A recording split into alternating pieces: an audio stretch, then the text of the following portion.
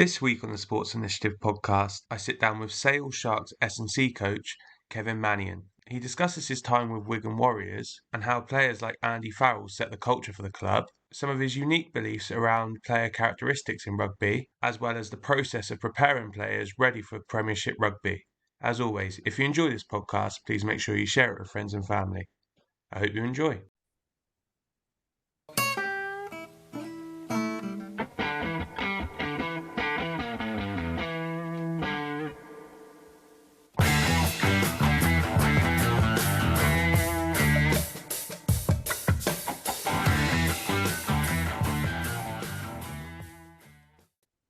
Right, we are good to go. Kevin, thank you so much for spending the early part of your Thursday morning with me. Before we get going, how are things your end? Are you all good? Yeah, all good. Good week this week. Managed to get out to British Judo yesterday for a bit of CPD, and then quite a day today, and then end of the week tomorrow with a big game tomorrow night for the first team. So it's a good week. I've done a little bit with British Judo before. When I say that, I've had a couple of guests who have done and been down that pathway. I don't know if they discussed this. One of the fascinating bits for me was around their end of tournament training sessions that they do. Did they go into this with you or not? No, so basically yesterday met everybody. So from performance director, coach, S&C, and there's talking to some of the athletes around what it looks like, what it is, and doing judo to be fit for judo, and finding it difficult to find other ways to condition for judo because it is such a difficult sport to prep for and things like that, especially returning from injury. And it was interesting because they love it. They love it, and they love the way that they do it. It's they're so up for it all the time. It seemed like a really, really good place to be. Yeah, and I agree with you. It's fascinating in terms of what they do, and you said the engagement on it, and it seems like a real family feel. The bit that I was going to mention there, which I thought was brilliant, is after a major tournament, everyone stays on for a couple of days and rolls together. All right. So at the end of the tournament, like the World Cup just gone, rather than everyone flying off once you're out or whatever, what they would then do is they would get all the teams, all the players in, and you would roll and spend a day or two with people, and you would roll against maybe someone you've just lost against or some other high-end competition. And I thought that was such a fascinating principle in terms of picking up the rug from some of those expert players. If you're someone who's got knocked out really early on and your ambition is to go and roll and fight against this guy, how do you go and do that? Well, actually having an opportunity to go and train with them and pick their brains a little bit, I thought was amazing. Now, obviously, from speaking to Tom Reed on this, who was the person who brought it up to me, they don't tell them all the information, so you're not going to go tell them everything. But I think the principle behind it of actually we're going to spend a bit of time best in class with best in class, or those up and comers, I guess sparring and boxing is similar, of what the creme de la creme looks like. I think it's a real fascinating idea, and I'm always like, how could you do that in football? How could you I know in American football they do training days. Is that something that we should do a little bit more of, where you get into team training sessions or whatnot and get groups around one another, so that forwards from Tottenham go and speak to forwards from Brighton or whatever that looks like? Yeah, I think it's a fascinating idea. Well, last year, the last 12 months, the Rugby League World Cup was on last year, and Australia trained at Carrington, and the boys did a joint warm-up session with the Australian Rugby League team when they were both in together. We've been down, the senior squad had been to Wigan and trained at Wigan, mixing around with their players, not necessarily doing the same stuff, but that element of crossing over is massive, because it gives people a perspective of what goes on in some other sport or some other team, but it also gives them some kind of realistic self-perspective. It's where do I sit in comparison to where the others are, and how do I make myself better to compete at that level? Yeah. It's amazing because, as you said, having that self-awareness of piece of going, I'm a big boy in Union, but compared to some of these league players, maybe I'm not as robust going into contact as I thought. Or, I think the really interesting one that I've seen more and more now is the offloads coming into place in the Union game, which is obviously a paramount part of league. I wonder what, meal times when you're going and having lunch, going, what do you see? Like a Sonny Bill Williams, who was amazing at it. If you got the opportunity to sit down with him for a week because you're doing a bit of cross training and just picking his brains about what do you actually see when you're going into those contacts? How do you position your body? Or is there a particular last minute alteration that you do to allow you a better angle to do it? I think that might be where we're missing out on some gold of actually, although you're giving up a little bit, you're gaining a little bit back in terms of what you're going to get from your players having conversations with other people. I think at times it's that, I wouldn't say secrecy element, it's that keeping some of your cards close to your chest around some of the things that you want to do, but actually some of the core elements of every game, football, rugby, cricket, are the same. But the nuances that the player brings to it are what make them either elite, the best, however we want to frame them, and that's what, those are never going to change. In all fairness, I don't think I'm ever going to replicate Sonny Bill Williams, because I don't think I've got the ability to make the offload.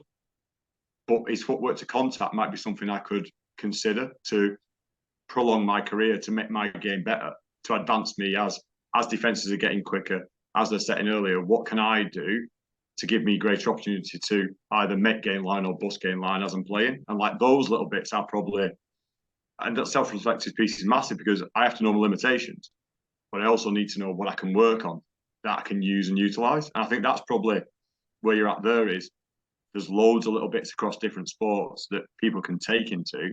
It's having that open-mindedness, but also taking on board the ones you can and parking the ones that you can't, because actually they'd be great, but in this context, potentially now, it's not right for me.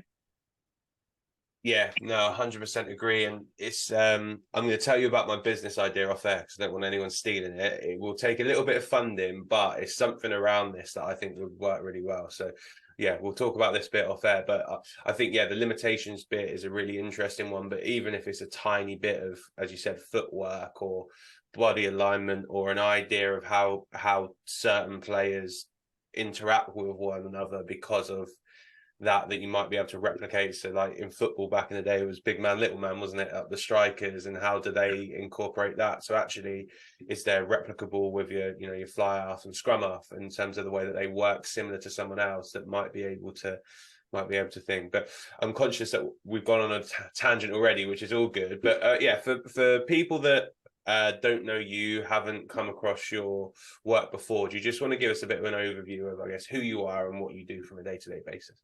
So my name's Kev Mannion. I am currently lead strength and conditioning coach for the academy at Sale Sharks. I've been here 2.5 years. We run a academy program from under 16 to under 18. Below that, we run a developing player program, which starts like under 15s and under 15s into 16s. So we have a process that doesn't start early, so it's not as early as football. It starts a lot later, starts around 15. We then carry on through to under 18s. Under 18s, we'll make a decision on players, and then they'll progress through either into the senior environment, or they'll move into universities, other clubs, and other opportunities. Prior to this, spent 5 years at Gloucester, doing exactly the same. Before that, I was 7 years at Leicester Tigers. So I've been doing literally the same job for the last 16 years. I spent around 4 years working for the LTA, or British Tennis as it's now called. I was based at University of Bath. When I first went there in 2004, there was only 2 high performance centres. There was the University of Bath and there was Loughborough. So people may know Matt Little, who's worked with Andy Murray for the past 10, 12 years. He headed up the Bath Loughborough programme. And I went to Bath with Simon Jones and Tito Vasquez and worked there. And then when they centralised the system, I moved to Roehampton for 12 months, just filling the dots till they got that central run. And like the first place I went to, which when I finished playing rugby in 2001, was Wigan Warriors, and I worked there for 3 years. And I was like fortunate to be around some good coaches in terms of learning around people and the fundamentals. So like Nigel Asser-Jones, the late Mike Gregory, who was a rugby coach there. I was around some amazing players. So at that point there, Andy Farrell, Chris Radlinski, Adrian Lamb were still playing. It was at that point where there were still the really good squad of players there. And it was just as a as a grounding for a first job as a strength and conditioning coach, I'm in awe because I'm a Wigan lad. Wow. But ultimately, it was like to see what they did on a day-to-day basis, the intent they put into it, but also the way that the coaches work with them. I couldn't have had a better, I wouldn't say apprenticeship. I was there every day of the week, but I learned a lot in a short space of time. Is there anything that you look at now with, I guess, the massive experience that you've got that you realise made that group so successful? Because, as you said, that Wigan period was kind of, one of their golden areas, and the players that came through and the success that they had was really high end. So, yeah, is there anything you look back now and you go, okay, that is a marker of why they had success or why the players coming through were so successful? I think, in all honesty, it started. It was across the whole club. So at that point, the academy team, which I was working in and around, the players that were coming in, like playing for Wigan is the be all and end all. If you come from Wigan or you come from outside the area, it's such a big thing. Like it holds a responsibility, and you understand that when even as you come in as a 16-year-old or a 17-year-old. And the players that came in knew what they were walking into because people like Andy Farrell and Chris Radlinski had a presence.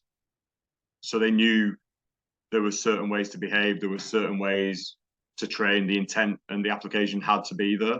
And I think the biggest, they were coming to that point where they went into a bit of a lull post this period. It was that where the change of the guard, St Helens and Bradford started to be on the rise, and Wigan started to just, I wouldn't say fall off, but it was that where they went through a period of a rocky period before they came back up. But there was always, and the thing for me with it, there was always academy players in the first team.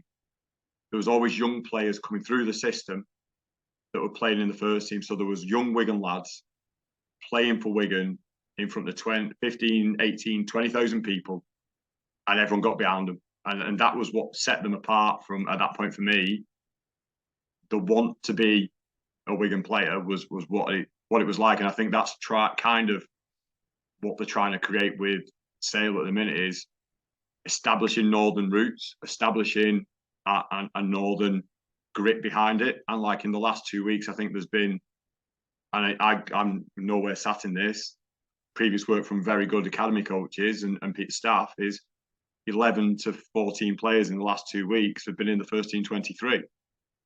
That is giving a team and a club an underpinning, a cultural underpinning of people that know the system, want to work in the system, but also want to play for their club.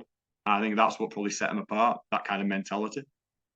And did that come from like the players? Did that come from your Farrells and people like that? Or did that come from the coaching staff of going, no, this is going to be our identity, and we've got a couple of spearheads here that are going to be able to manage it within the dressing room, but from a, I guess, staffing perspective, this is what we want. So, you guys in the academy area, make sure these lads are ready because we're going to give them a chance. So you've got to make sure that they're good to go for us. Well, when I first went there, Sean Wayne, who's the current England and Great Britain coach, was the academy under-18 coach who'd prop for Wigan in early 90s. He knew what was needed to get through. But they also have very good players. One player that was pressing out of that system going into the first team has played over 350 games, Sean Loughlin, captained the team at 19 and 20 because he was that good and he understood it. Like the role, the changing of the guard was always smooth. And it is at the minute. If you watch them play now, they've got young players coming through all the time, young Wigan lads coming through.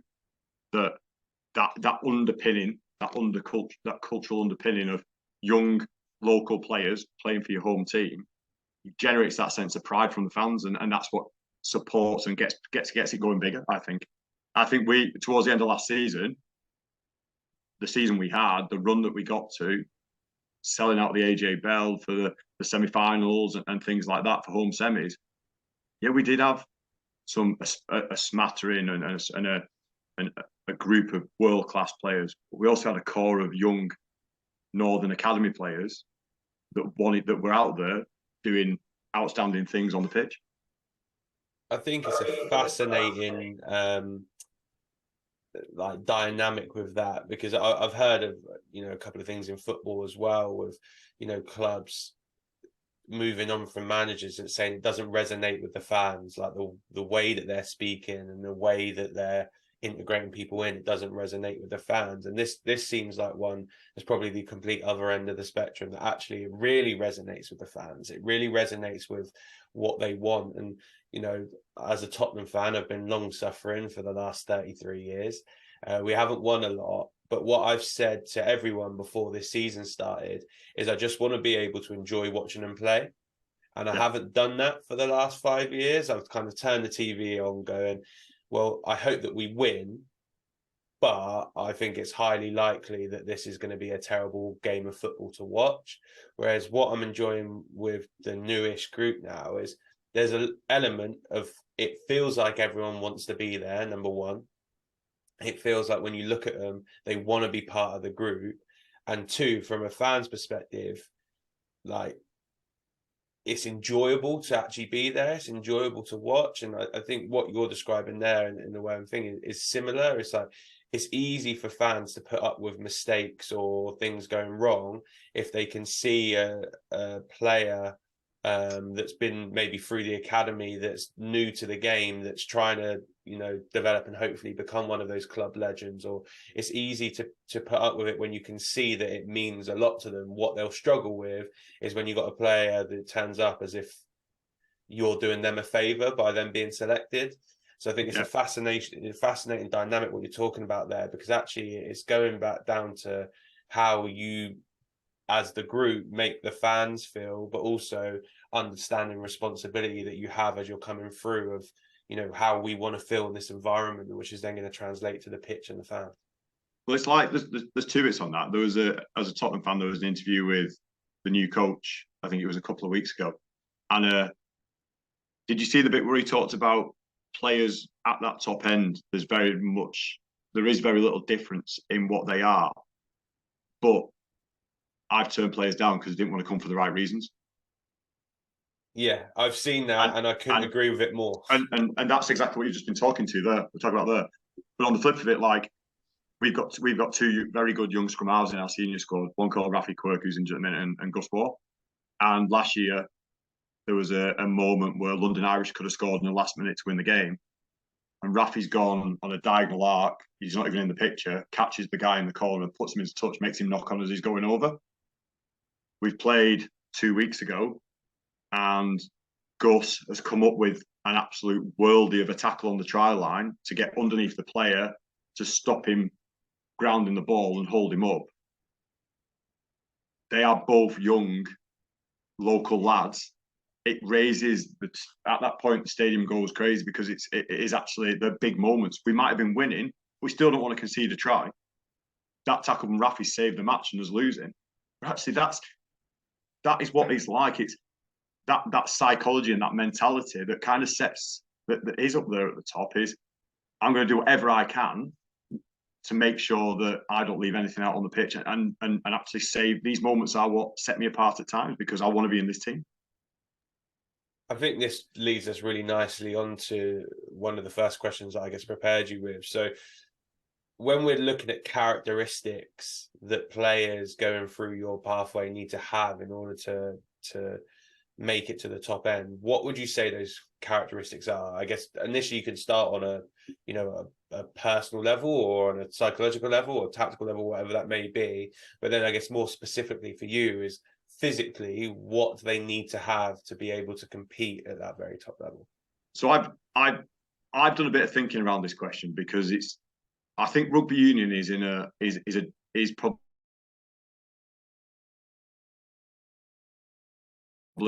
one of the sports where it's difficult. I'll understand why in a minute. So you can't buy tall and you can't buy fast, underpinning everything. Okay, but if all of a sudden we have anything up to 6'10" locks, but we also have 5'7" scrum halves, so the characteristics are not like any other sport. We also have 140 kilo plus props and 75 kilo scrum halves. So the game is very, very diverse in its characteristics. We also have players that are able to do things that others can't. So for me, when we look at it as a framework, we have a framework linked to the academy, which is we would look for a creative attacker, a defensive warrior, a relentless athlete, and a best teammate. And there are attack, defense, athletic, and like social capital type psych sides. Within any of them, we're looking for a point of difference. Does a player have a point of difference? We've got a player in the first team called Aaron Reid, can run 10.4 meters per second, probably quicker. When I was at Gloucester, Lewis Rees-Zammit was there, and we know how quick he is. People like George Ford, when he was in the academy at Leicester, his tactical understanding, his technical ability was his point of difference. He was still a 16-year-old lad trying to develop. You've got Manu, who was in the same boat, who was a physical specimen, who was strong, powerful, and then built his technical and tactical on the back of where he was. So it sits across loads of layers. And my big fear with that question is, bigger, faster, stronger is always best. I'm not going to say that because I don't think it's necessarily correct. What I think we need to be considering is, one is robustness. The game is attritional. The game has certain physical limitations and demands to it. So we need to be physically robust, which that means we have to be strong. We have to be, in certain aspects, have a suit of armour so that we've got the necessary padding in the right areas so that if a 75 kilo scrum half makes a tackle on a 125 kilo bloke, he can get up and then do his job as pass. He doesn't have to be the same as the other guy, but relative to who he is, he has to be strong and robust. And emotionally, there needs to be that cycle of that process where they can keep doing these things even when it gets difficult. I think the other bit as well is the adaptability. Is how do we get these points of difference and make them amazing strengths? How do we make Aaron Reid or Lewis Rees-Zammit quicker? How do we make it so that their footwork and agility is even better than what it is now? How do we make the prop who is at that weight, his work capacity even more, so he becomes a real nightmare, not just in the first 10 minutes, but in the last 10 minutes of the half? After he's done 3 repeat scrums, can he get up and carry effectively to get us out of our own 22? And I think when you're looking at the physical characteristics, without trying to palm off the answer, it's also contextual to the club and the style that they play. So if you play our open running game, that will dictate at the bottom what you're kind of looking for in your players. I've seen academy teams where height's been something that they've looked at, and they want bigger, taller, rangier players because they see that as being something that they will push through. So that's the way their senior squad is made up. Like, I don't think that potentially we are that finite in what we're looking at. We are trying to identify what a point of difference is and try and make that excel, and then build everything up around it so they can stand out at that level. Now, I know that might be a bit of a flaky answer, but I think for me, that's how we do it here now. No, it's not a flaky answer at all. And I think it's a really interesting challenge you have, because you said the diversity within rugby in terms of expectations is huge. I guess the question I have off the back of that, which is, when you're then looking to design a program to consider all those things, how do you go around doing it? Because obviously you're probably not going to want to work, you're not going to want all the same work for a 75 kilogram scrum half as you are a 120 kilogram prop. So how do you actually go around designing a program that can cater for those super strengths and amplifying those, or creating that robustness and having the bare point of entry minimum criteria met to allow the players to actually be able to form on what they need? So what does that look like from, I guess, an actual designing point of view? So, like, at the minute, I probably only work at under 18 to maybe 2 distinct groups. And that is my front 5, and then my back rows and backs probably do something similar. Okay, now my front 5 is slightly different, because what we found in the last few years is that we're getting a lot of transition from back row to now potentially front row. So there's a change in the people that were potentially props at 16 are not necessarily the guys that are props at 19, because the characteristics that they show, there's more growth in other players to develop into that area. So we find that if we're doing our front five program, which is probably our props, hookers, second rows, it's a lot more hypertrophy based. It's a lot more hip dominant. It's a lot more. I also think for myself, there's a thread of reactive, like plyometric type work, because there is that need to move the body mass quick. It's not just leave it. It's let's put it in there and keep that thread consistent. But then they've also got things like line out agility drills, which is specific to them, which is short, sharp. It might be a 9-meter grid with the ability to get to the front lift, front jump first, and then decelerate and get into a jump position. Our props will do specific scrum posture, specific neck ISOs in certain positions, because they get put in those positions and get compromised. And we can't afford to start that too late, because then it has a knock-on effect of, will they ever catch it up? So it's that little thread all the way through. Our backs and back rows, it's more a strength power. So the exercises are slightly different. The range of plyos and things that they would do are slightly different. But also the reps are lower, because we're not trying to create as much mass in them. We're trying to keep them at the same. We don't need to really rush where they're at. When they come through, they'll come through. Not that we're rushing with the front five guys. It is more they need the padding in the areas. And I keep using the word padding because we have this debate around work around functional weight, increasing body mass. I want to call it a suit of armor. I don't want to talk about making players heavy, because every time we talk about players have got to be heavier, granted they will do as they get older, you're only after big lads. You only want the biggest. There is a necessity to have the ability to hold a scrum and do certain things, but it's got to be functional now, and how we use it, not just put weight on for weight's sake. And that's a message that partly aligned to that first answer that I gave, is somewhere I don't want to go down it's only about the biggest, because it's not. Listen, there's plenty of us that will be able to show people how to put a bit of weight on. So I don't think it's necessarily always about that. It's about the way you do it. I think what's fascinating, what you're talking about there, is particularly with those positions that are coming through in the front five, is how you're then making them ready for first team rugby. And this is a really poor layman's term, but I use it as man weight. Because if I look at someone at under 18s, and myself included, although you can see, and I see it around the training ground with our boys, that they've got a frame that they're filling into. They're obviously doing work in the gym and whatnot. That when you then look at a 24, 25, 26-year-old, the body just looks different. It looks thicker, it looks denser, it looks like it's heavier. But it looks like you've probably set into that pattern, and I call it man weight. It's a really poor non-scientific explanation, but that's the way that I kind of liken it. For those younger players, particularly in the front five, I'd imagine that some of them in the shorter term might get exposure to first team rugby, and they would, but lower down the levels. Okay. So we never I mean, Bevan Rod, who's plays for England, I think he's 21 or 22, and he's playing first team rugby. Our under 19 prop is playing at National 2. Our under 20 prop is playing at National 1. Then there's a championship, then there's first team. So they're playing 4 divisions down. So this year we had a prop come in, Yorkshire, England under 18 international, great kid, wanting to learn.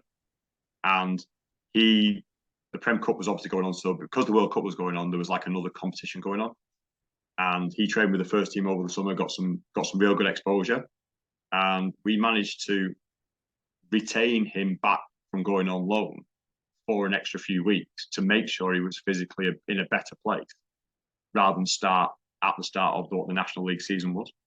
And that extra few weeks, spending time training here, doing his non-23, picking up his guaranteed 3 or 4 3-weight sessions a week, doing his scrum prep in the gym, but also getting his reps outside with the 19s and 20s that were equivalent and were tested. Now he's gone, has played 4 games in a row, and is actually able to work at that level. I'm not saying he's playing, I don't know whether he's performing at that level, but he's playing at that level, and he's robust enough to cope with it. So it's a matter of like having the trust of the people around you to have those conversations, go, give us a bit longer. And actually, when they go, they'll go for potentially a longer time rather than go early and then run the risk of not being ready or right or prepared to go at that time, if that makes sense.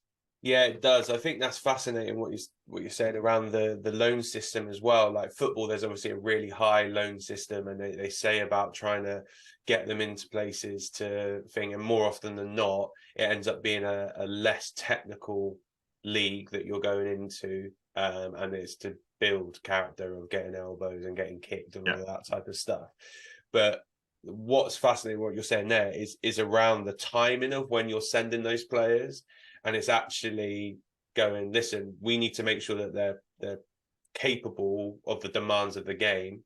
And one of the ways we're going to be able to do that is by figuring out the demands of the game up and down the levels and going, right, this is the demands of the game that's suitable for him right now. We can send him, he can get exposure against men because he's going to be able to cope with it. Who manages that process? So we've got some really experienced academy staff above us, like that have done this for a while. And the loan system we're lucky to have some really, really good local clubs in and around here that play in Championship, National 1, National 2. So Lim, Preston, Fylde, Sale FC, Sedgley, Caldy. We've got a list like that. And the ability to have the guys to have conversations with them and get those boys out there is great. But it's that balance of, like, in a normal working week, so Rob Simpson, who basically looks after the next group above me, which is like 19 to 20, 23, but he's got senior players in there. He sits with the guy that runs the academy, like, transition group. And our big days are Tuesday and Thursday in the working week, but most loan clubs will train Tuesday and Thursday.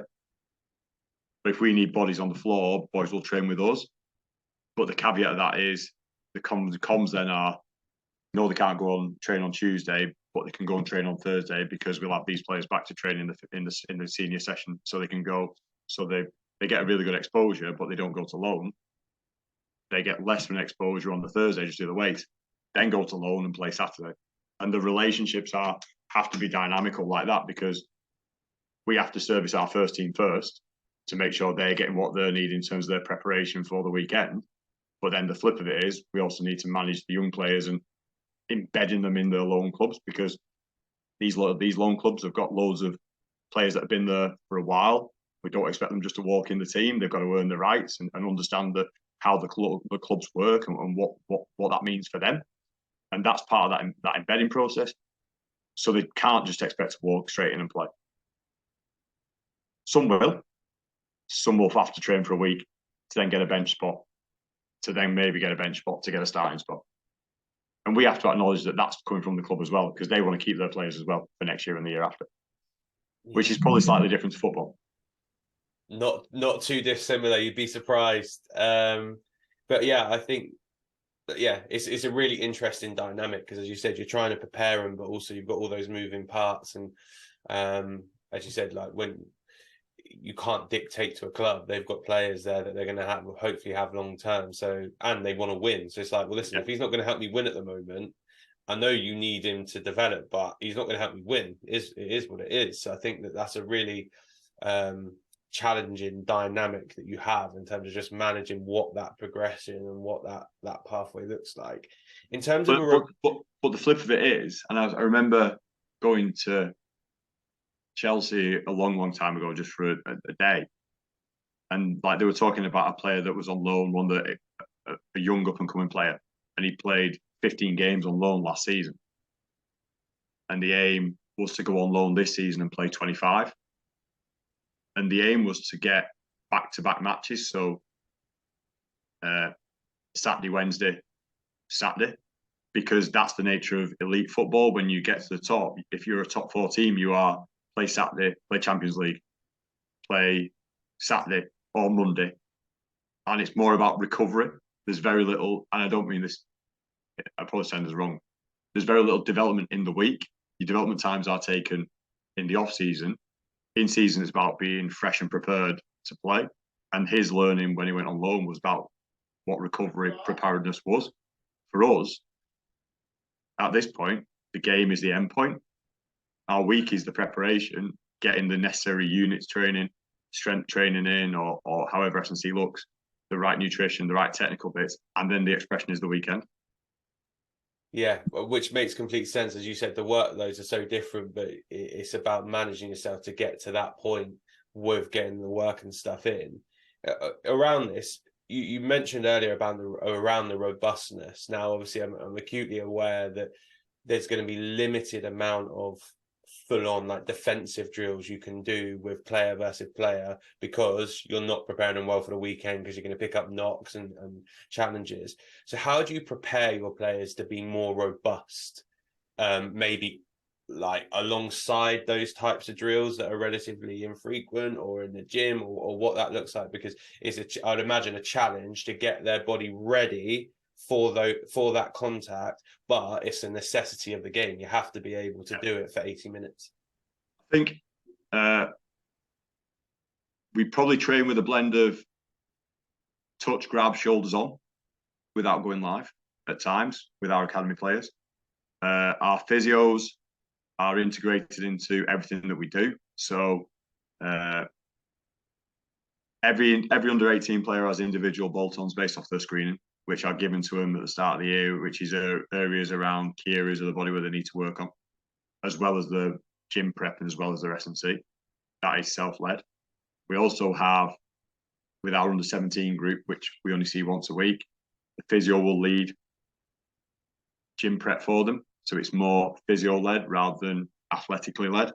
That's basically around the fact that there's a reason why they're in that 17 group, which is like a transition holding. So they haven't gone straight up from 16s to 18s. There's something that we need to work on technically, physically, or something like that. And there we invest more in that with that group to make sure that they're able to play and show us what they can do.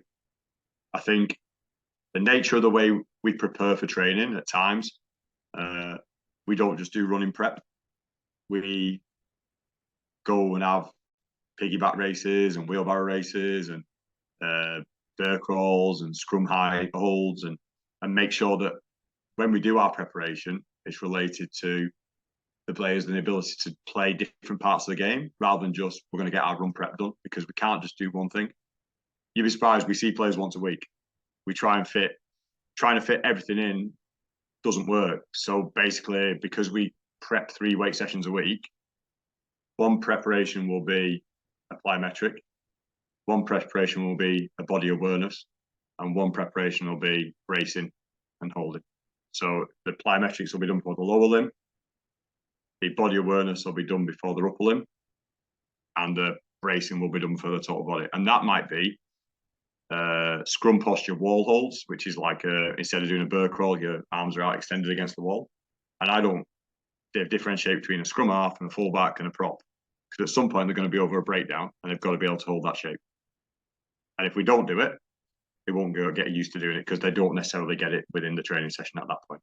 So every player gets a blanket cover of 3 different elements within the week that are expected to self-lead as part of that robustness thing.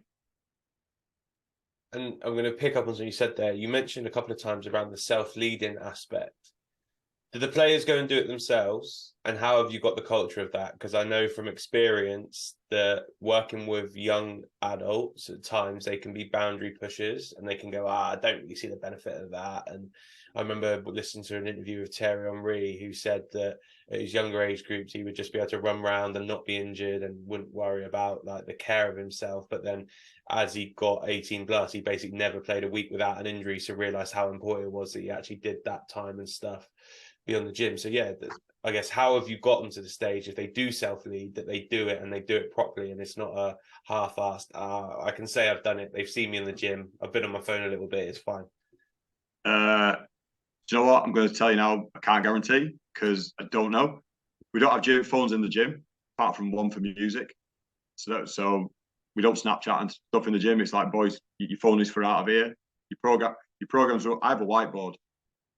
And on the whiteboard, everything is just documented out. And every Monday they come in. If you've got a game on Wednesday, this is your session. If you've got a game on Friday or Saturday, this is your session. The rest of the week looks like this. Bam, bam, bang. There's your prep. there's your lift, there's your prep. We all get together at the start, come together so that instead of coming in dribs and drabs, 2 minutes at the start, where we all at, anything I need to know, bang, then we go. And then they know what their prep is because we do it week after week. And it's just go away and do it. The nudge is, lads, the clock's running. To get the rest done, you need to crack on with this. Now, I'm never going to say that everyone does it all the time. But what I will say is, the ones that realise the importance of it are the ones that have been injured. And when they miss matches because they haven't done the necessary work, it becomes a bigger trigger to do it. Lou Carey, who used to work at Southampton, played for Bristol City for years, and he's now at Forest Green, assistant manager to Dave Horseman. I've had a conversation with him, and he calls it natural consequences. And he's a big one in like not having a punishment for not doing stuff. He goes, but a realization will be when stuff like that happens, all of a sudden they start doing it. So if you get injured and you haven't done your prehab, guess what? It's a natural consequence that you're going to maybe then do it, and you've got injured because of this. And we're not going to guarantee you a spot back in the team, because actually the person who come in who has done the prehab might be performing really well. So now all of a sudden you're not playing games when you were. And now all of a sudden when we start sending people over to the first team manager, the person that's done all this work, which has kept them fit and healthy and kept them in the game that's now performing well, the ones that get sent. So actually there's a natural consequence to not doing that work, which is you might be sabotaging your own opportunities further down the line to go and impress. I think we've had a couple of good cases in the last 12 months where there's a young man that's within our squad who utilised that an injury really, really well. And basically had played last year at a lower body mass, had struggled with injuries in his upper limb around his shoulders, had injured his ankle, and had gone away over the summer, or trained over the summer. Worked on his robustness, so he'd given himself a suit of armour, he put some weight on. He'd also spent loads of time getting his ankle right. And at first, probably was just finding his feet, and now he's hitting his straps. We're going to make potential decisions on him after Christmas. There's another lad that had a persistent ankle injury, and it was on off. So it'd be 6 weeks off, play for 2 weeks, then something else. And over the last summer block, pulled back from training, spent more time doing his rehab on his ankle, a little niggle he had on his shoulder, and so far played every game this season. But sometimes you have to go through that period. If you keep telling, like, I have a son of that age, so I know what I'm contending with. I know when things have gone on. And it's like, at some point, you can't keep, telling becomes white noise. You can educate. If they tell you it straight back in the same way you've told them, it's content. If they apply it, it's understanding. And that's where the differentiation comes, is like, I don't want you to tell me what I want to hear. I want you to tell me how you didn't manage to do it, or how you managed to do it, but in a different way because you haven't got the necessary equipment at school. And then I can help you, because then you've had an attempt at it. I like that phrase. I'm going to steal that one from you. I always say the best coaches are the best thieves. So I'm going to steal that one because, you get a lot of the mirroring back of your answers. And it's like, actually, everyone goes, how much do they actually understand that? But yeah, I think that's a really nice phrase to exemplify that one. And again, I'm conscious of time, but one of the questions that I think this brings us on to that we discussed previously was the calendar for your boys is quite an interesting one because of the different challenges they may face, and particularly at your top end ones. So we discussed around them having school rugby, which is something that they might have been at a school since age 11 and now they're 18 and want to play. You've got your high performance period for yourselves at Sale and going and playing academy rugby, and then you potentially got your international rugby for those players around it. So do you just want to discuss, I guess, what that calendar looks like, and then describe to us, I guess, some of the challenges from a physical performance perspective that having that sort of calendar, and having to work with cross organizations to actually get the boys to a stage where, one, they're developing because they are still young, you want them to develop, but two, they're able to peak and perform at the times when schools or internationals or yourselves want them to. So, like, if you came as at the end of your under-16 year, where you're doing your GCSEs, there are two pathways. You go into the under-17s, or you jump straight into under-18s. So, if you jump into the under-17s, you've got a year where we know we're going to take longer for you to come through. So your weights are different. So there are still more. The late arrivals normally go in through the 17s program, and if they go quick, they jump into the 18s. But the weights are different. Technically, they're different. We're still teaching more. We're doing a lot more higher volume just because we've got more time. They'll play at schools in that first block. So the year looks like pre-season starts in June, August.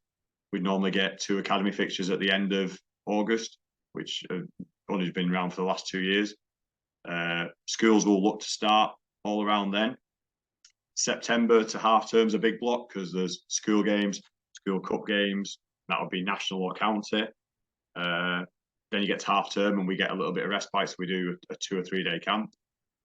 Then they go back into a school block. Games start to decrease towards first week in December, but those that are successful in the cup, they'll still be midweek fixtures. By the time we get to December, that's when the academy block starts, and from December through to the end of February, that will be when our competitive fixtures are. Post that, the international season starts. So an England international, from being an under-17, may go to South Africa at the start of August. So this year would have gone to South Africa in August 23. We chose not to play them in the first academy match and only play half a game in the second.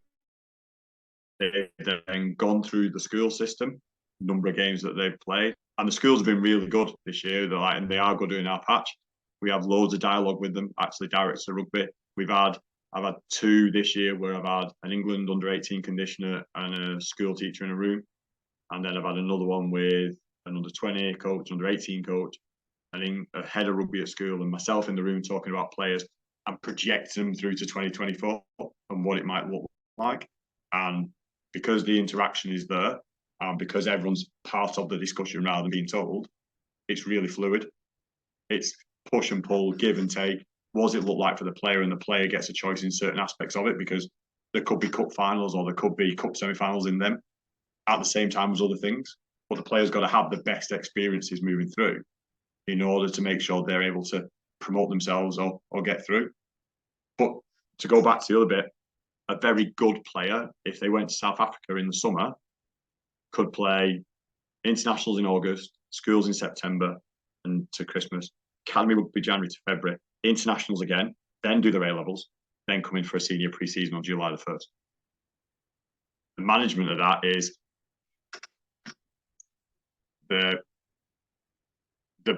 there is something called an England Academy player, which is some high potential players that we potentially can look at and consider, and we have different interactions around them and the number of minutes they play a year and bits like that. But actually it's fluid. So we'll pull and push, we'll spin plays at different times. So quickly, if we play Saturday, we go lift Monday, lift Tuesday, lift Thursday. If we play Wednesday, we lift Friday, Saturday, Monday. If they play Wednesday, Saturday, depending on what they've done the week before, we'll determine what we do on a Monday. Most of the time, it would be a total body because we can't afford to fatigue them. I'm not saying that the level of rugby would be the highest it would be in the academy, but potentially because they are, and I'm this in inverted commas, the best player in that group, they will do more than other players in that team. They will work hard and potentially run faster. So they will potentially increase the demands. So we need to make sure they're able to cope with it. Now, all the time, you've got a development S&C program that is underpinning everything. Some days, boys will do 3. Some weeks, boys will do 3. Some weeks, boys will do 2. Some weeks, boys will do 1. But it's making sure that 1 is the minimum dose of both elements to make sure they're able to just tick back in the week after. My only backfill of this, and this is something else I thought about, is S&C is not like maths or English. If you fall behind on school, you can cram, pick it up. You cram with S&C and think, I've got 10 days, I'm now going to do 5 sessions. You just induce more fatigue. Get back to consistency, be as consistent as possible on the same days if you can, and you'll get the returns within 3 weeks. You'll get back to normality. Don't try and rush everything because you're only putting yourself at risk. And that was going to be my question around, the flexibility of that is obviously challenging. I imagine the dialogue that you have to have around with the schools and England, if they're going to the national stuff, is interesting. How important is the information you're getting back, and how do you get that information? Because I'd imagine not all schools are going to have like GPS devices to tell you level of intensity, the running metrics. Most of them probably won't have it. So Nope. where are you getting that information from, and how important is that information to what you're then prescribing? Or is it going, right, I generically know it looks like this, so I'm going to play on the conservative side, and this is what we're then going to do? So we take RPEs for our session when we're here, and what that looks like. Away from here, in all fairness, I try and have conversations with as many players as possible, not on computer or through platforms, on Huddle or anything. How are you feeling today? Where you are? And that, if that takes me 10 minutes to get around the gym, and if I need to change them from lowers to uppers because the legs are still fatigued, or they come in and go, I'm tired today, I've been trying to do a load of coursework, like bang, bang, bang. I try and get to a point where I have so much dialogue with so many people, and it might not give me the right information, but do you know what? I'm going to put you in the best place possible to be able to go and have a good night's sleep and get up ready for school tomorrow. And the other thing as well is, not for me, and my mindset might be different, and it'll sound wrong being an S&C coach. If they come in today at 40%, and that's how they feel, if they lift at 100% at 40%, I've got enough from it. Because you know what? There's going to be another 160 opportunities within this next 12 months to still get something meaningful from it. I am not going to be beholden to one session, with the fact that I've had 2 pieces of coursework standing over the weekend. I've been up late cramming. I've been doing this. Put them first, and I'll deal with the rest. It goes back to the word you said a minute ago, which is consistency. Maybe it's the consistency of work over the intensity of work, which I think is a really nice tagline to finish on. So one last question I'm going to ask you, and then I'm going to let you enjoy the rest of your day rather than talking to me, which is, if I were to speak to the players about you, how would you hope they described you in 3 words, and why?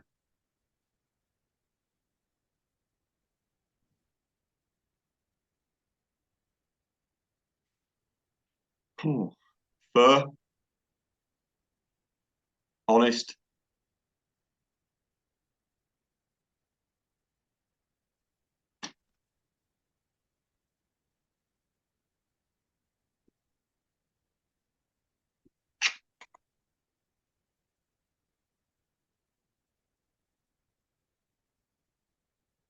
don't know how to phrase the other one, because it sits between probably like being a bit of an idiot, but also being really serious, if you get what I mean. I know what you mean. I'll use the word appropriate, because I think you've got to know when you're gonna put the pressure on, and when you can lift it off and be that thing. So I think if I'd like to think that I give them a fair chance to come up and tell me if something's wrong, or they need to change something, or they've got other things, they trust that I'll do the right thing by them.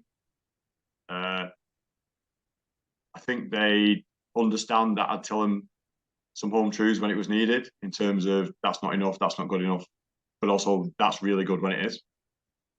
And I think I don't want to be seen as dictatorial, like you have to do this, but I also sit on the verge of not being completely autocratic and everyone chooses what they want to do. I'll have a laugh and a joke, but when we need to knuckle down, we're serious in the moment. So it's that kind of bouncing between joker and the culture setter and the mood, but also the teacher, the educator. Get this right, or you could get hurt.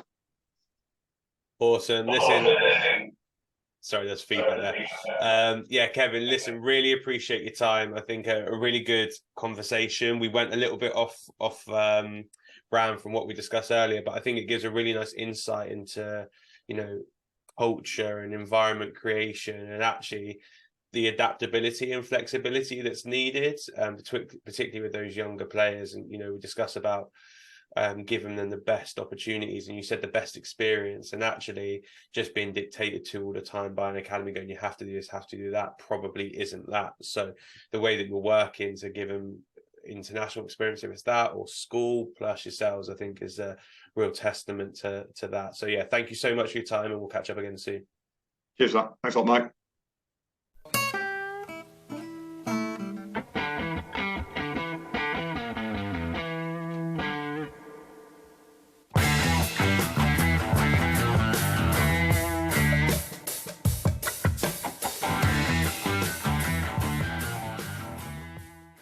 Thanks for listening to the Sports Initiative podcast with me, Michael Wright. Please remember to follow us on Twitter, Facebook and Instagram at the Sports Initiative Podcast, and share this podcast with friends and family. I'll see you next week.